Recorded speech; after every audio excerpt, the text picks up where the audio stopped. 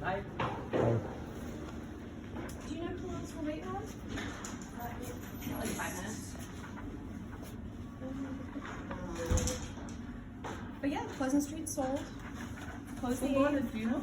The physical therapy folks that are kind of like right next door.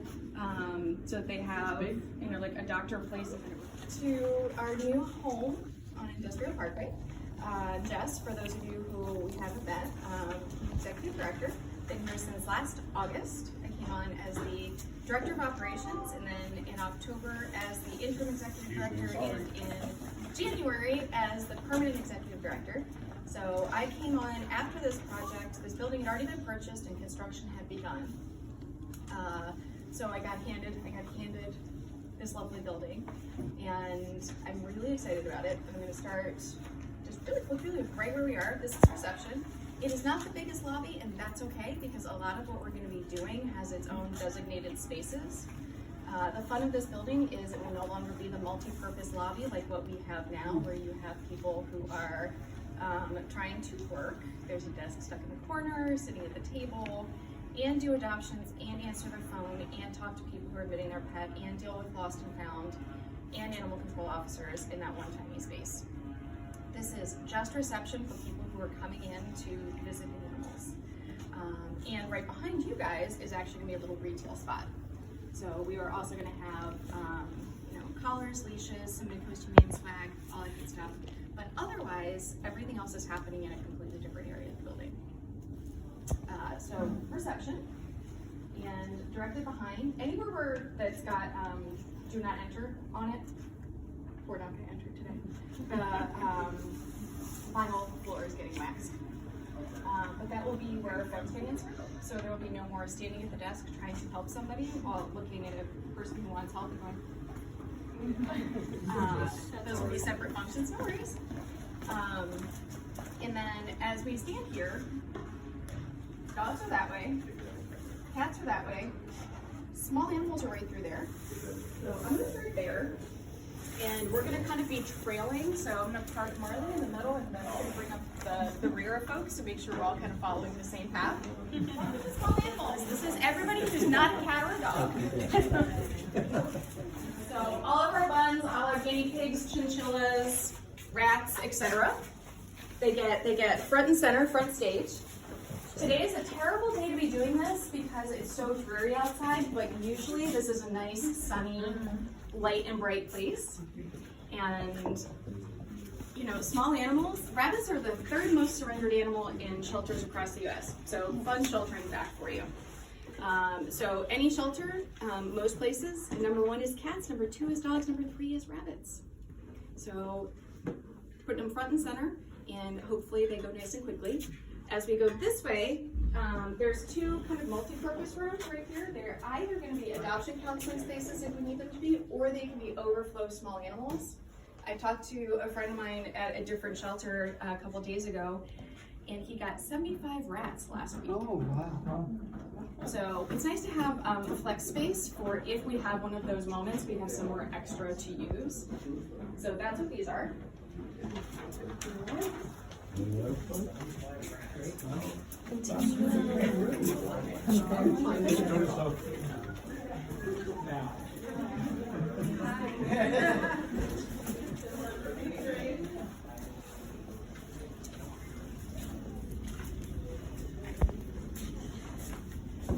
Welcome to Catland.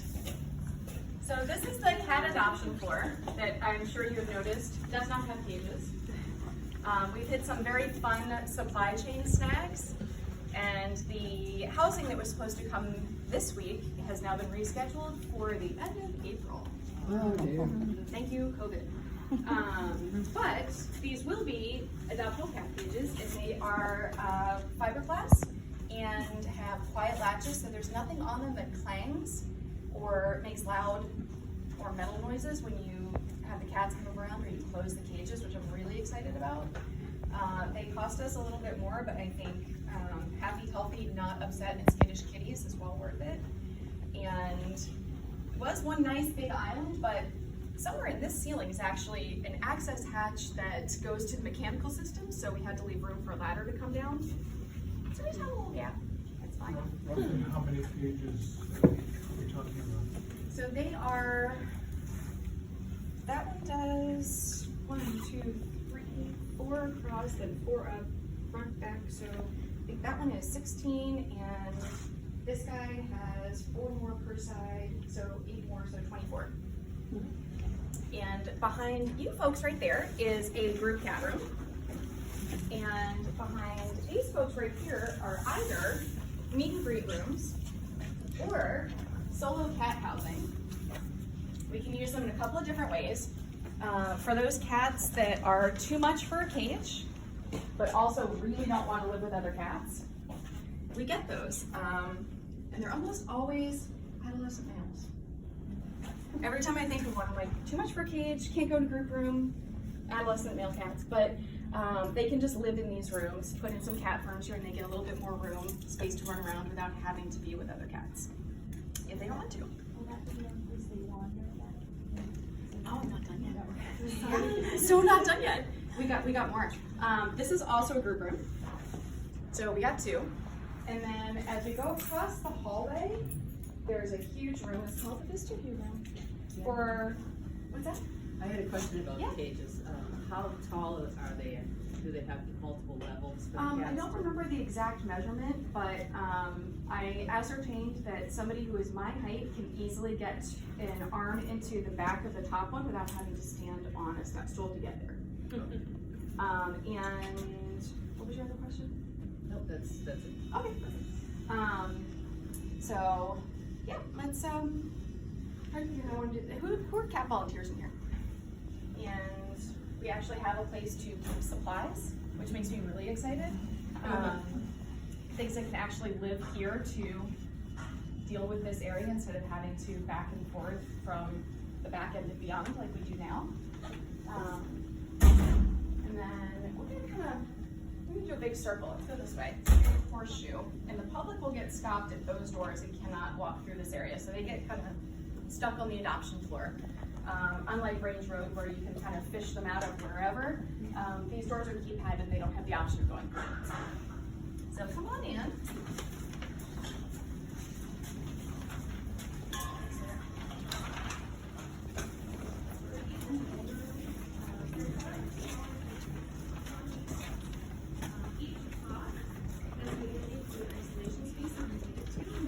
Separate out an ISO because each of these has its own air exchange, and this building exchanges air 13 times an hour, so every 5 to 6 minutes.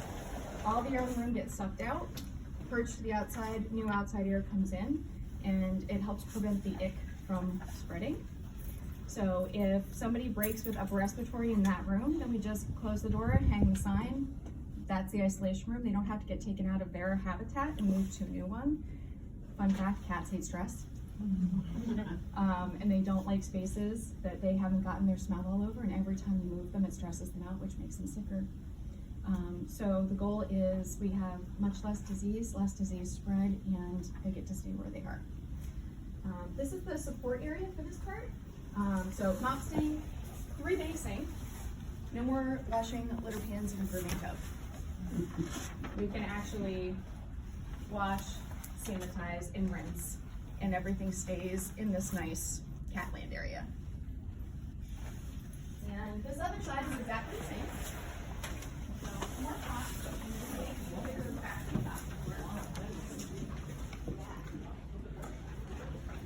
oh. So this is cat support. So for all the lovely, darling laundry volunteers who keep us in towels and blankets, this is the Catland laundry area. And the industrial washer and dryer are hopefully going to help keep up so we don't get as far behind and don't have as many really, really yucky bags of linens. Behind you guys is just support and storage. So cat food prep, cat food storage. We have a dishwasher. Yay, dishwasher. So no more washing dishes in the sink all day, which is exciting. It's not huge, but it should easily keep up with our individual dishes. And it sounds like somebody's cutting something, so if you guys can't hear me, just yell at me and I will repeat, but it sounds like somebody's doing some work out there. Okay, this is Dogland. Let's see where.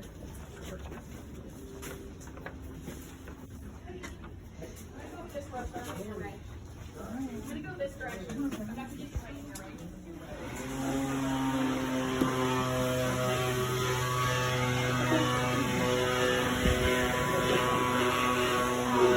Supposedly, we'll get the kennel sooner than the cat area, but you guys just gonna have to use your imagination. Each kennel is about 5 feet wide. This is the, which side am I on?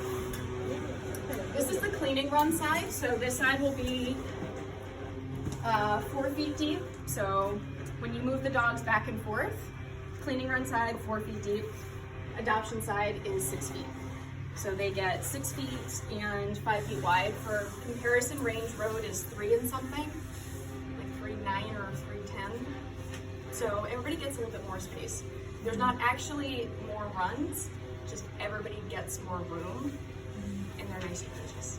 So the public can go here. They get stopped at that door. That is keypadded. They can go in that one that we didn't go in. They get stuck at the back. And this is the adoption floor space. The best part of the adoption floor, though, is this way. We're gonna backtrack.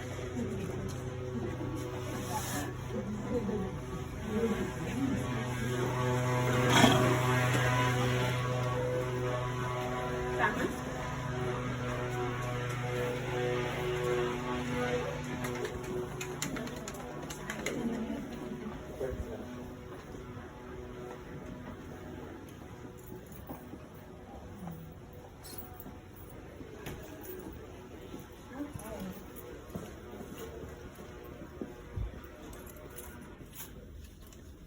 Awesome, folks. Okay. So this is also part of the dog adoption floor. These rooms are for adoption counseling and dog showing, however we need to use them. They will be set up with IT data, but also we can show dogs in there for the days that we have just, I don't know, weather like today, and we'd rather not stand out in the rain or the snow or the cold. Behind us is another flex space. It can be used as a living space.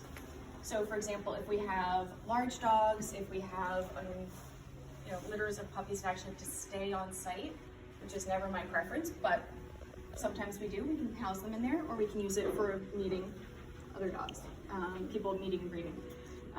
We have 4 of these, and the other ones, the 3 farther down are a little bit smaller, but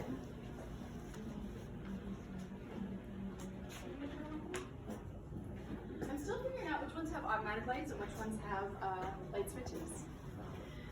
But for the bigger dogs, the Great Danes, the Mastiffs, or the really high energy dogs that just need more space and they're too much for a kennel, or bonded pairs, we actually have larger spaces for them, and they have, you guys notice they have a little wall. That's where they just feel like having some alone time. Sometimes they do, they don't feel like being looked at or interacted with, and they get to self-select out if they want to, and they can go behind their wall and have that peace and quiet, but they also get really nice sunny windows and a lot more room. And where Andrew is right now is dog laundry. And to the right of that is storage and clinic laundry. So we have some extra room, but not too much. So we don't end up keeping stuff we don't need. So it does mean that for laundry volunteers, we're going to schedule more than one area, but it'll be nice for folks who don't have to go too far to get what they need. Yeah, there'll be a stand-up option for cat side and dog side. And hopefully nobody can cook over them now. And I'm looking at myself. I'm the queen of cooking over the hood. And let's see. Sounds like it's loud that direction, so I'm just gonna give you a gif. In the back door, the public cannot go. Again, we can't walk through it. That brings us to the new arrival dog area. So that's everybody who is not ready for adoption, either on a camel, they've just come on a transport, or they've just been surrendered and they haven't had their evaluation or medical process yet, or they're being treated for something. That's everybody who is not ready for prime time. And it's broken up into a couple of different spaces. so that we can look at the specific dog and decide which specific area they're going to do best in.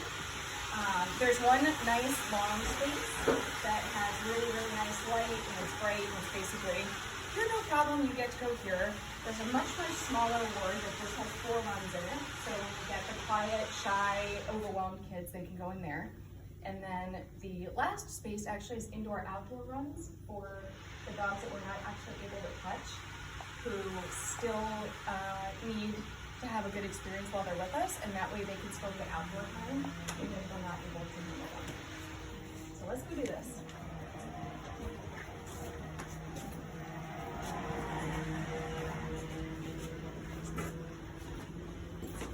For dog walkers, this is your exit and entrance. Nice. Right there. Do I have other dog walkers on this team, this crew? Okay. I will explain how that will work in a second.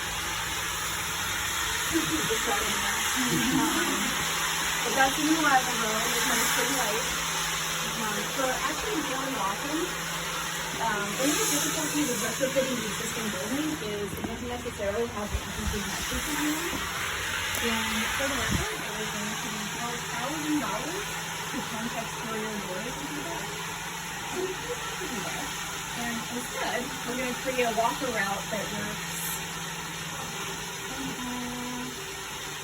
clockwise, where we exit and go that way, so we come over the tunnel, and we go up and over, we stop at the top door, and there's going to be a sensor that triggers a light that tells you on your way back in if there's somebody waiting for the tunnel. So, it's going to be a couple $100 instead of $12,000. And happy just land would have had a different door, but you do what you can with what you got. Okay, he's quiet. All right, let's go this way. So this is the back side of your house.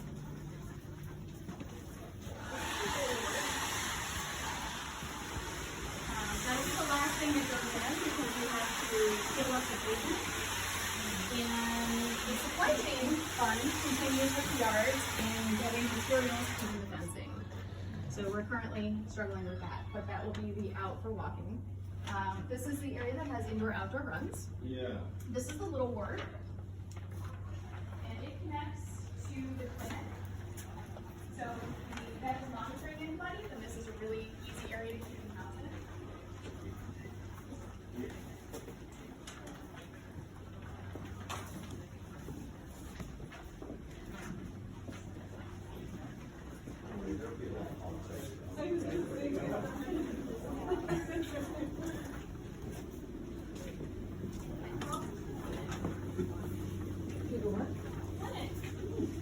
Wow. Wow. Holy. Jeez. I'm gonna send it up to Edgecombe. So, clinic. Right behind Vera is actually the surgery theater. So there will be 2 surgery tables in there with their accompanying lights and whatnot. Right back through here is going to be dental and dental x-ray. And kind of around the corner is x-ray. So we will no longer have to send our animals out to other clinics to get those services done, which I'm really excited about. Because, for example, tomorrow, our vet and our clinic manager are going to Hillsborough, because it was the closest clinic we could find that wasn't going to charge us for dentals, so that we could actually get dentals done for animals. It's going to be really nice to do it in-house. Right there, that's going to be where the recovery banks are. This will be prep tables, storage, all that good stuff. And we keep going.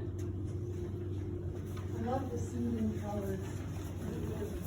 Thank you.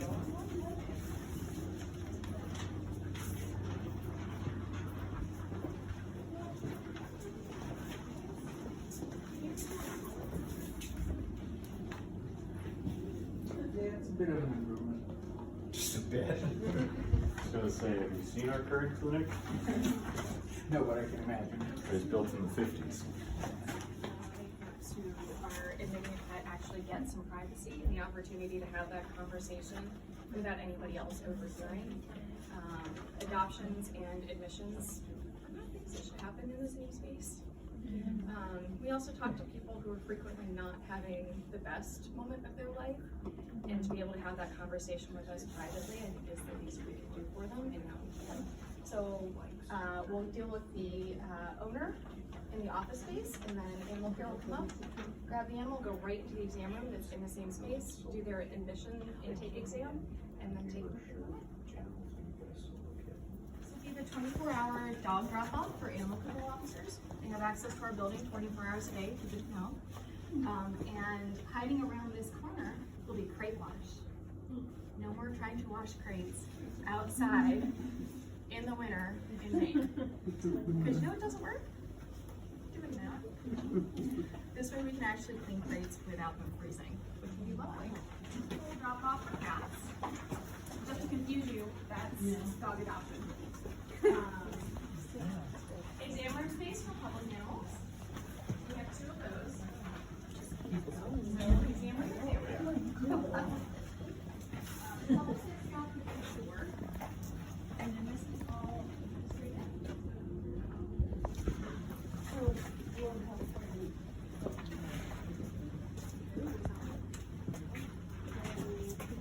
yeah, hopefully we're closing the 8.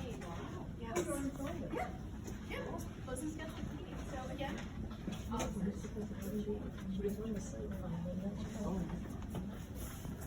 And there's the dog walking in the winter, that's covered. oh, I'm so on That's my number 1 priority. in this fact, there's Catland. So that's the cat house in the court. That's a large cat room. We just kind of make a great room. Two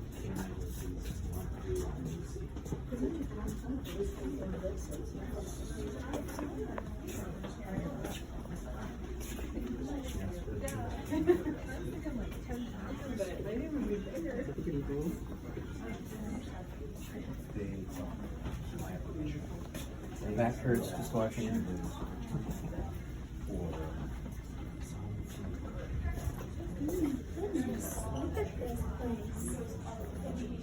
Taken out and go across the room, or retracted and leave it one great big room. So in theory, again, if I can figure out how to use it right, we can use 2 sides of this room for completely different things at the same time. Or open it up to do something big. So dog training, or it's raining outside and it's cold and we want to have dogs run around. We have a space that we can do that in. And that leads to a space that I can't take you in, but I'm very excited about because it's storage.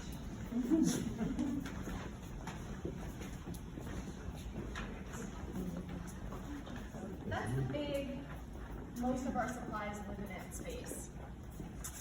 And it's got 2 doors, so we can kind of get to it from a couple different ways, but it just got waxed, so it's and sticky right now. I stuck my head there, that's quite the fumes. Yes.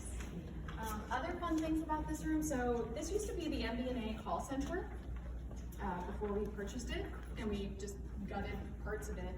And there's really fun things that still exist, like these drop-down screens that I just need to find somebody who actually services so we can use them, but we can do all kinds of stuff in here.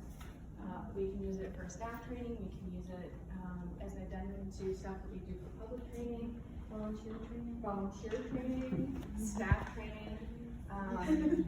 But we can also start looking at what are our public offerings for humane education, meaning kids. People will pay good money to watch their kids. And having a kids movie night, and you come, we show your kids a movie, you guys get to go out for a little bit, they get to name an animal, they get to play with a dog, and then you pick them up 2 hours later. People love that kind of stuff. And I've done it before for Christmas shopping, drop your kids off, go Christmas shopping, so we have a lot of options we can use the space for. We just kind of have to work out programming. And Ben's super excited because this is training, and he gets to figure out public classes in it. I also just love humane education, so that we move away from the dog pound or jail into a community resource center. If I need more staff, correct? No kidding. Yes, we will. And that's one of those things we just kind of have to do thoughtfully because there's nowhere else to put anybody at Range Road right now. We've sort of maxed out in our ability to hire ahead of our move. So we're going to have to move and then backfill for staffing. There's just nowhere else to put anybody. But admin moves next week. Yeah, Pleasant Street is going. For those of you who didn't catch that part, we're closing April 8th. This weekend is our moving sale. We're moving admin next week. Hopefully we're all in and done for the Pleasant Street administrative crew. April 1 is the goal. The construction guys they're largely done. The things that are still needing to be done are all things that were out of all of our control. The supply chain issues, so waiting for the caging to get put in and doing the yards. But everything else, the admin area is perfectly ready and good to go. We just can't move the animals yet. And you never want in an uninhabited building. Bad things happen in buildings that are left empty. So it's true. I came in here one week and I was like, I'm hearing dripping. Nobody had been in here for 2 days and there was like a sprinkler system issue. So yeah, I'm gonna take you guys somewhere that's a little less fumey, because boy is it stinky. Yeah. You mentioned the walking areas. Is there other paths as well as Yes and no. confined areas, but are there Yes. also paths? Yes, there will be one that spans the circumference of the property, but we actually don't have a ton of land. This isn't a big land spot. We own 15 feet in any direction from the perimeter of the parking lot. Part of my spring plan is knocking on the doors of all of our neighbors and saying, hi, how are you? Can I borrow a chunk of your woods? And can I bushwhack it? And I'm hoping that works out well for us, but we also are not on a very busy road. It's really quiet. Not as quiet as Range Road, but it is pretty quiet. Well, the volunteer room.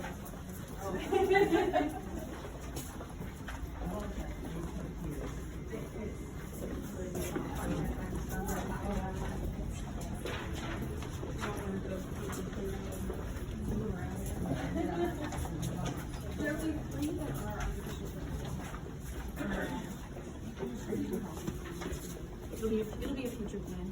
Okay, so this doesn't look like much, but it's a really exciting part of the building for you guys.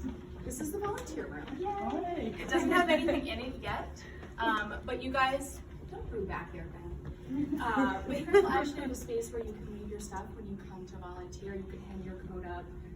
We'll have tables in there for when we ask for help with projects. So when you're trying to stuff Kongs or whatnot, you actually have somewhere to settle where you can do those things and you're not trying to wedge yourself in like we always try to at Range Road.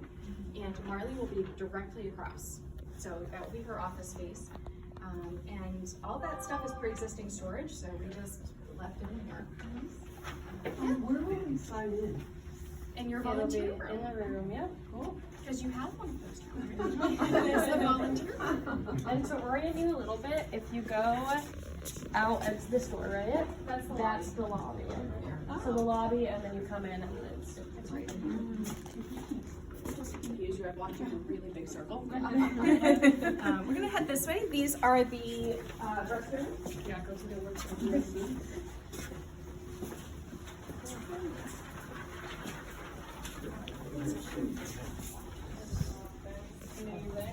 No more lobby tables for me. Yeah.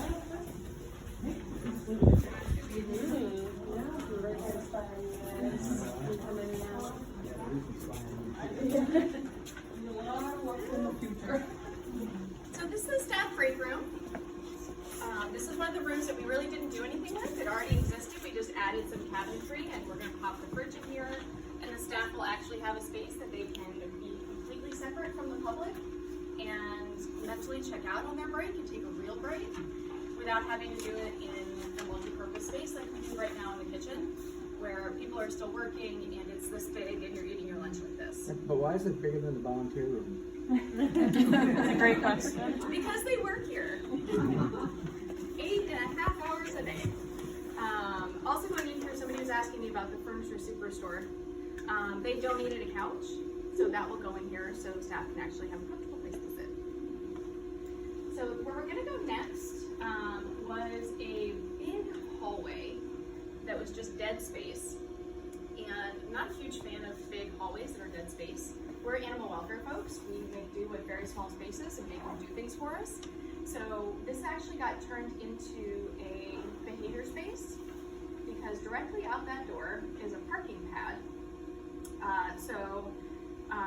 Our staff work frequently with dogs that should not or do not want to encounter strange people and or strange dogs. So their owners can park almost literally right outside that door and walk their dog directly into the behavior space without going through a crowded lobby or an area where they might encounter strangers or other animals. So that'll be that first room. This middle bit will be storage, and then we also have an office space for the behavior and training staff to actually sit down and do stuff. That's your office, huh? That'll be me.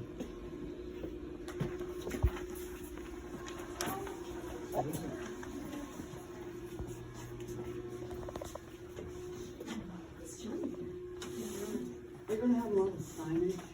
Yes, ma'am. Oh, good. But universal fun group, people don't really. Right by the signs. They do. The longer I do anything customer service based, the more I realize people don't read signs. So yes, there'll be plenty of signage, but we will all still, anybody in a volunteer shirt or a staff shirt is gonna be fair game for, I'm not sure where I'm supposed to go. I think I got turned around. Can you tell me how to find? And the answer is yes, of course. Yeah, I gotta learn this layout quick. That's how it's memorized.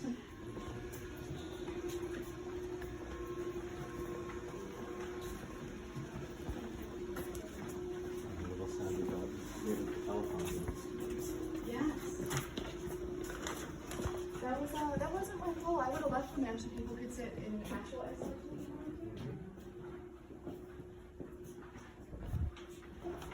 Anyway, I'm gonna get some office plants. Plants. Yeah, go check it out, Andrew. Your new office, that's pretty exciting. Made the move from New York worthwhile. Who's here? And then Is this manager? discussing Erica? Mariana? Ben, how does your office square with hers? With hers? Yeah, is hers bigger or yours? Definitely hers.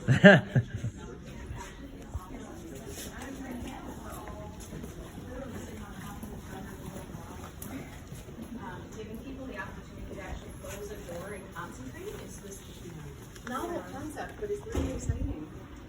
And I purposely didn't put it a food farm because I think I'm passionate and we already concentrate through so much sound all day, every day that giving people the opportunity to close the door and sometimes work on something, I feel like was a nice thing to offer. You do have your office? Yes, it was on the back administrative wall.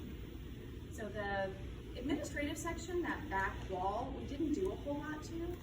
That was the executive office space for the MBNA folks when this was built in the 90s. And all we did was move the walls to make them smaller. And they're still huge compared to what we're used to working with, but they were enormous office spaces. Like, how much space does one human need to work? And the answer is apparently quadruple the rest of us. So we did invest some money in actually moving walls and making more spaces. There were 5 offices to start with. There's now 10. So that gives everybody who needs to have a spot to sit and close the door and the opportunity to do so.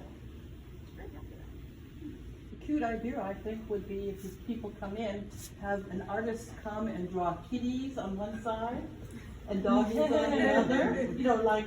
Yeah, we're gonna have wayfinding signage so folks know which way to go. But not just for that, it just softens the place. Maybe it's hard there. It's gonna be full of fluffy creatures. You have to imagine that part. The colors are great. I don't know. The colors are wonderful. So in that sense, we have municipal money, but there's nobody, if they give a donation, let me backtrack that, but nobody is saying, yes, you're our town or county shelter, let us give you money. So it's all everybody's. You don't get a check from that. We get the annual contract, so our services are done per capita, which means, X number of dollars and cents per person that lives in your town. And most of them are very unhappy about that total, and I talk to a lot of town managers every year about why their bill went up, and it's because more people are in town. And unfortunately, animal services are not always the most prized in any town, but it's also balancing human need as well. So, sort of the short story on that, but yes, we are all, this building is all donation funded.